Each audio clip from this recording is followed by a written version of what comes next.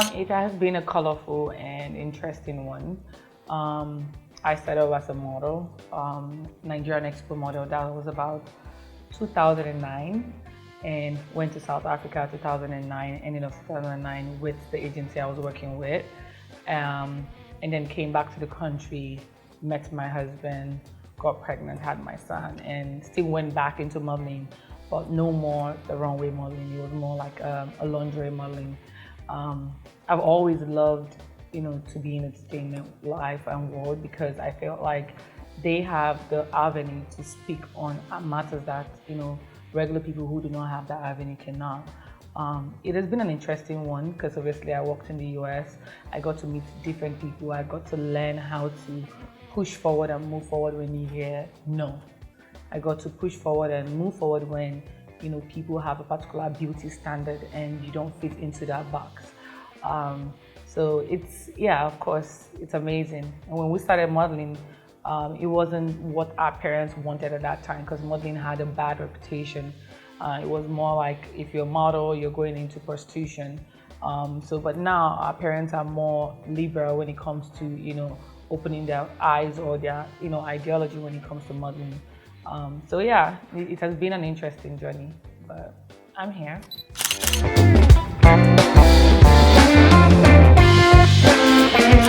What is one criteria when you want to get married? If you love the person, if there's a mutual love and an understanding between the both of you. I wouldn't say he was my first boyfriend or my first love, but I did love him. And when he proposed, why not? And it was just fortunate that he wanted to get me right away, and it happened. And I got pregnant with my son a couple of months later, and we have a bundle of joy that's turning 13, by the way. So I'm a lover girl. So if I love someone, I'm with a person.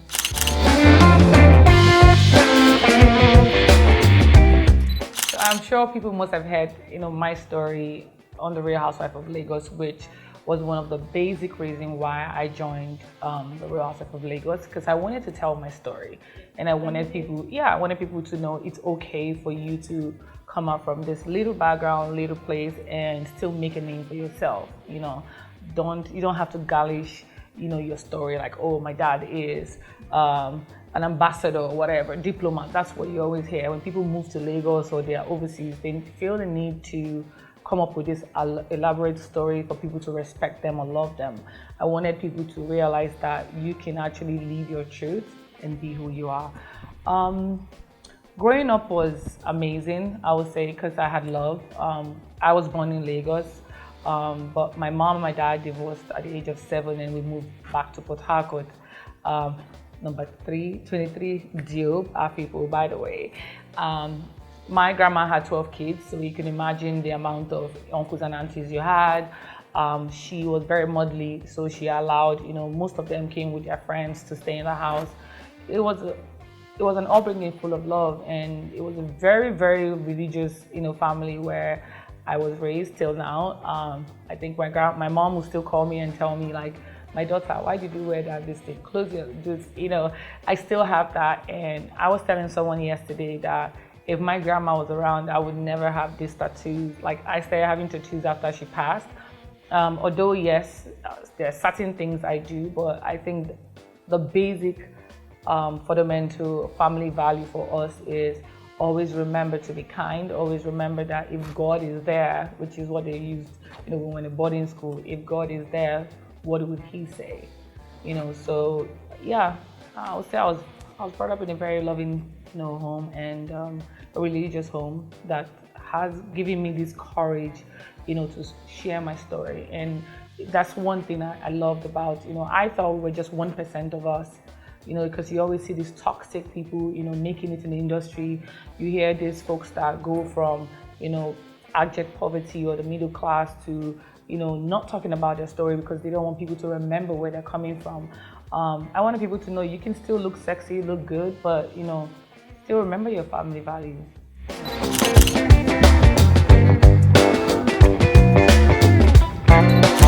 I thought about how to honor my grandma, and what best to do that than to, revisit the school where she taught for over 30 years. She was an amazing teacher. She was a mother of all in our community. In Geo, people knew Big Mama. That's what we call her because her heart was big. We started off trying to provide solar panels to Sangana Nursery and Primary School because obviously solar panel was what brought me to Nigeria at first. But then the school wasn't in a very good shape. The roof wasn't done. The housing, whoever was commissioned to renovate the school, had done the job half-heartedly. The entrance to the school didn't look good. The kids in the school didn't have uniforms. Some of them had stuff, around like a bathroom slipper also going to school. And I remember, like, as a kid, you feel more comfortable and confident when you look good. So we started with, okay, solar panel can wait for now. We decided to volunteer, which they were in short of 5 teachers in the whole primary and nursery school. We actually paid for a year, 5 more teachers to join. We also gave scholarship to the kids from nursery 3 to primary 5, school uniform, back to school, sandals also. And then I always talk about Deal, which is where I was raised. So we decided to, outreach to other schools, which public schools that did not have. And then there's a school called RHOLagos, which is the girls' school on Job. We decided to sponsor SS2 and SS3 for JAM, which there were up to 100 and something kids. Presently, we are working on my first public school in Port Harcourt called Port Harcourt Primary. It's also in Job. We started with supplying water for them, renovating the primary school wings, the entrance of the school also. And by God's grace, we're actually going to PH because they are honoring us with naming one of the entire sports house after us. So all this is in honor of my late grandmother, Charity Okachi.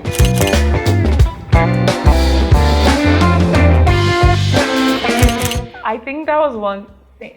A lot of comments and questions that arose whenever the last episode came on, and people would never hear me. I'm sure most people didn't even know I had any background with law. I would say, why am I not practicing? I only did a law diploma because my intention was to go into the University of Nigeria, Nsukka, which I applied to go, but that year was the year they had this substitute test you had to take. And I ended up studying, was it real estate or architecture for like a month, and I was like, that's it. I wanted to go away. And also, it was almost like going from job to something similar. I wanted like a bigger reach, and so I got an admission for diploma in law in University of Abuja. You can't practice law with a diploma. Yes, you can decide to get more education, build on that 2 years, add 3 more years to your college. But right now, I have a degree in business admin and human resources. So yeah, I'm also a certified Scrum Master and project manager in an IT company. So yeah, there's a lot going on. Yeah, and of course, I'm a model. I own Morey Collection, a designer also, and a reality star. So yeah.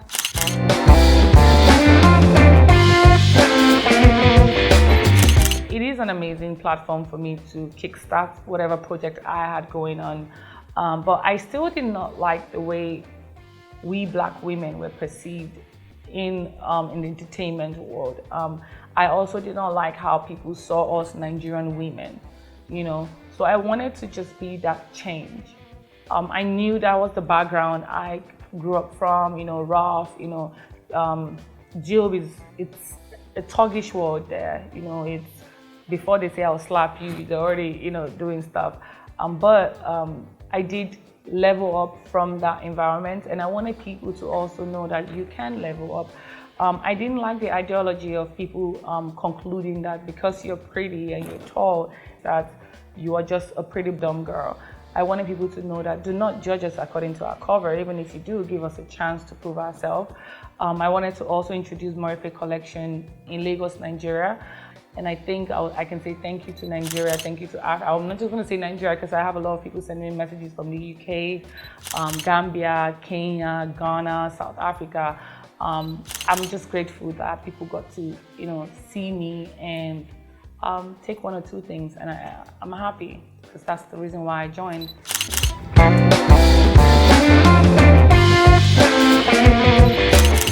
These, for me, when I saw videos and I was reading this online, I laughed. You know why I laughed? Because no one had a gun to your head to tell you what to do or what to say.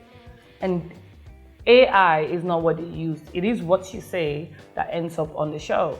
Okay, so why am I not online, trying to justify what I did? I feel like if someone walks up to you now and say, hey, I'm gonna give you $100 million if you shoot her, will you do that? You will only do that when it's inbuilt in you. Like you try to look for justification. Oh, I need money, I need this.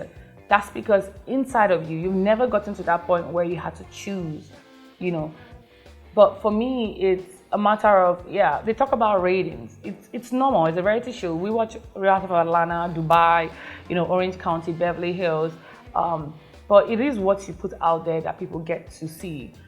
People didn't get to see my private life and some of my stuff because I still am a private person, even if I'm in a public eye. There's certain things I feel like I don't want to share with the world also. Example, my son's school. We had a lot of conversation talking about he was going through bullying too because he's from the US, he was schooling in the UK, he has a background of being an Irishman, his dad is mixed American and Ireland. So the UK folks do not like Americans to start with. We didn't know that when he was going there. They did not like an Irishman either. So it was interesting, when I was addressing this and trying to navigate my son through, how to actually stand for yourself. And I was having the same situation on set. And one thing I remember, which a lot of this stuff obviously did not also make it to TV, was I said, I'm not in the business of making friends. I think I already have my friends.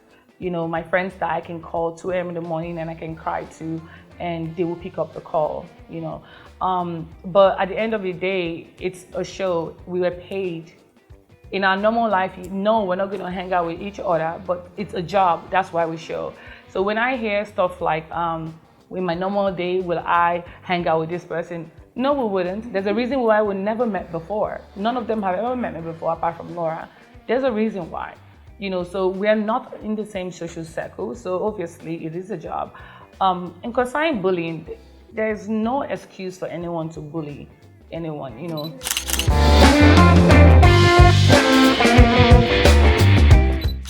Well, you can try to bully me, but I'm not bullyable. Like, you cannot bully me. I grew up being bullied, and I learned how, you remember then in school, the tallest person is old mama. There were folks that were older than me 5-6 years, but because I was taller than them, they thought I was older. Even in the US, I had to move, from one subdivision to another because I was a black lady raising a Caucasian kid. Most of them thought I was the housekeeper or the nanny. Yes, my son, when he started growing and started having curly hair, you have, the white kids go, oh, how do you have a black mom? They didn't understand that. And then you have the black kids, when his dad is around, they won't speak to him. So even in the modeling industry, as a black model, it is different. So I always say, I have overcome all this, and it's a work hazard. I did experience that, but like you saw on the show, you can't bully me. You can say whatever you want to say. It's your opinion. It's now left for me to take it in and digest it, which I never do because you're not my dad and you're not my mom. Even my mom cannot tell me I'm not pretty and I will believe her. God knows, my mom will tell you, when I walk out from, out of my house, I believe I am it. I am Faith Morey.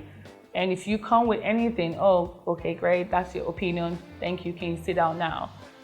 So it did happen. And I'm sure the viewers saw that a lot of times. It did.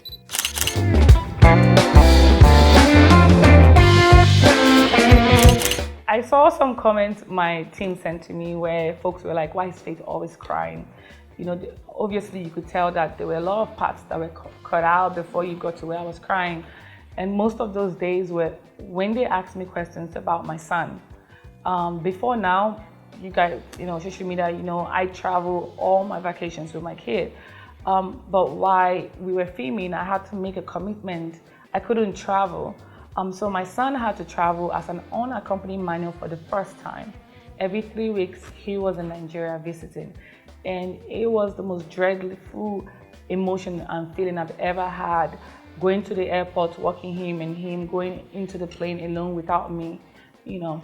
I would say that's one of the most difficult ones. And secondly, you had the camera with you for over 10 hours. So they're just certain things, you know, it could be a day where we're supposed to meet the ladies. And remember, my son just flew 6+ hours down to Nigeria, and I'm on set till 2 a.m., 3 a.m. in the morning. I'm not having that time with him. So I would say it was difficult, but I'm just lucky enough to have a kid that is amazing. And I think I have shown him time over time that he's the most important thing to me, and I love him. And the reason why I'm doing all this is to provide a better life for us. And yeah, Ethan is an old man in his heart, you know, so yeah.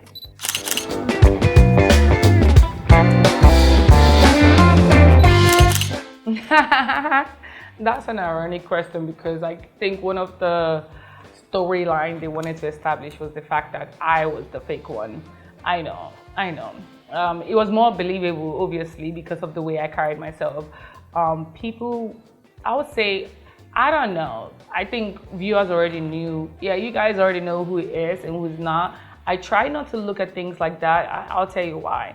Because they also could not comprehend someone like me because of their expectation, because of, you know, this little box they put in there. When you go on my social media page, I love looking sexy. I love, you know, traveling, and I love better things in life, correct? So Nigeria alone, we put ladies like me in a box, you know. So when you see someone like me, you're expecting when you go to, you know, to a party, I'm jumping on the thing, I'm screaming, I'm doing that, and then, you know, you come to me and I'm just, you know, like, hi, how are you? That's just me. And I think that was more of the conflict they had with me, was the fact that they could not comprehend who I was, and did not want to, you know, because I don't think I was given a chance either. I think the viewers saw me more, especially in my diary section or with my kid and my family, than they did. And of course, I had Laura and Tiana that I ended up, you know, being very close to. They also saw me for who I was. So I don't know. I didn't even look at them half the time. If you guys watch the show, we will be seated here, and half the time I'm not checking you if you're not checking for me. So yeah.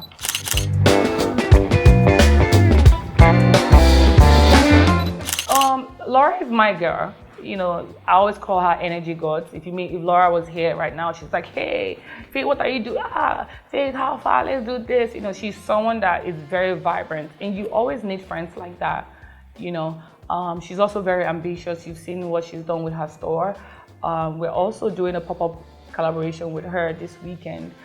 So she's someone that would always figure out a way to come together to make money. Now, I said in my Showmax introduction interview, surprisingly, Tiana, because I don't think, in as much as the cast members were saying you and Tiana would be cool together, no, they didn't think that. They were just trying to set us up for, you know. But for Tiana, I feel like, and I said that on the show, the first time I ever met her was at the auction, the charity auction, and the first thing she did was to apologize. And it takes a lot for women to apologize, especially with everything that happened. She just put it aside and said, hey, I realized that if something happens to me tomorrow, I have grudges and I don't want to have that. So being a bigger person was one of the things for me. I don't like people who like to play safe. You know, she's always going, sis, how can we make money? You know, she's all about her family. If anybody know, like, I'm a family girl. And our kids just bonded also the first time they met. So we have a lot of things that glue us together.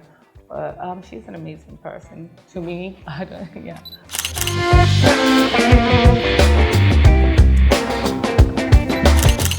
Well, because it's not true. And what's the best thing that can happen? You start exchanging words. I feel like sometimes why people do what they do is that they want you to dedicate 1 or 2 minutes to them, acknowledge them. And the worst thing you can do to a narcissist is to ignore them and act as if they don't exist. And that's what happened. I don't want anybody's man. You know, I'm a single girl. I've been single for the past 8 years. I was divorced. Nobody knew that. Unlike other celebrities, that their whole business is online. You know, I'm very cordial with my ex-husband. I have a great kid to raise. So I'm still going to give you the same response I gave to him. It's no, like we heard, oh, she wants your man. Then the final episode, it was she wants to get close to you. Like you can see the pattern. People lie, they can't keep up with it. So I don't know. He'll be alright.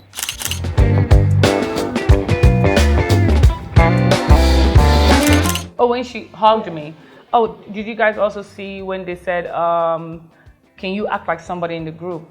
And she went out and acted exactly like me, the way I walk, the way you see, let me tell you, your haters half the time are actually your students.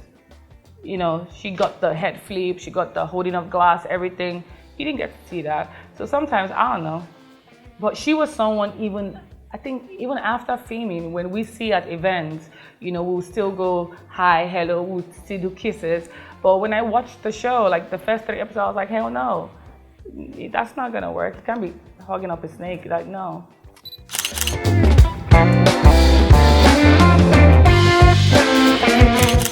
Well, you know the acting word in Nigeria is a doggy dog word. We literally just finished filming the reunion, right? And right now, because of my solar panel project and especially giving back to my community, working with the public schools and stuff, that's so far what resonates with me now. It's giving back.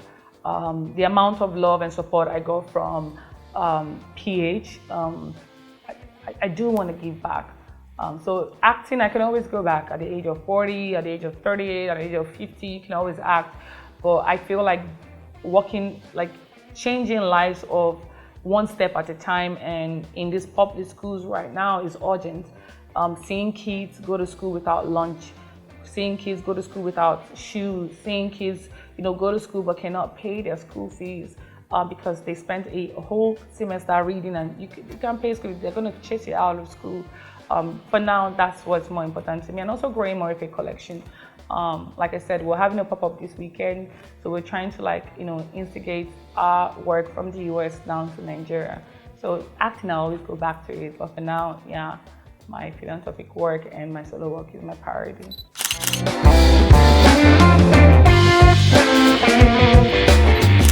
You have to be psychologically strong and mentally matured and strong for you to be on a show like this, because it can take a toll on you. But I also said on the show that after I left my marriage, I worked on myself for 6-7 years. So it is very difficult for someone to get into my head and tell me who I'm not. In the corporate world too, you meet people like that, nasty folks. I used to do online sales and door-to-door sales, and I'll have, when I started my solar panel, working my solar panel company, and you will have white folks open the door and the dogs are chasing you. You will have people like cursing you out. You have people calling cops on you. You know, yes, because you're black and you're probably surveying the place to bring your own people to come rob them. So this is just, to me, this is a playground compared to the real world, what I see out there in my day-to-day life. So, yeah.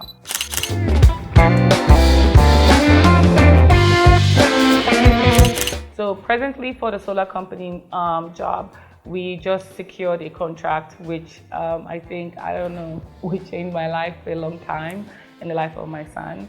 And people will get to see that. Like I said, I'm not someone who just talks. I like to show my work also. And for being a philanthropist, obviously, we've worked with 3 schools so far. And me going to Port Harcourt is also to check out all the schools that have reached out to us and just see if they fit into our outreach also. And like I said, if just me solely can do this, anyone can. You know, imagine buying a purse, but that purse can actually save or help 40 kids, you know, in school. You know, that's the way I evaluate things. Imagine, you know, buying a shoe of $1,000 something. You know, that's actually someone's school fees. You know, probably 10 kids' school fees.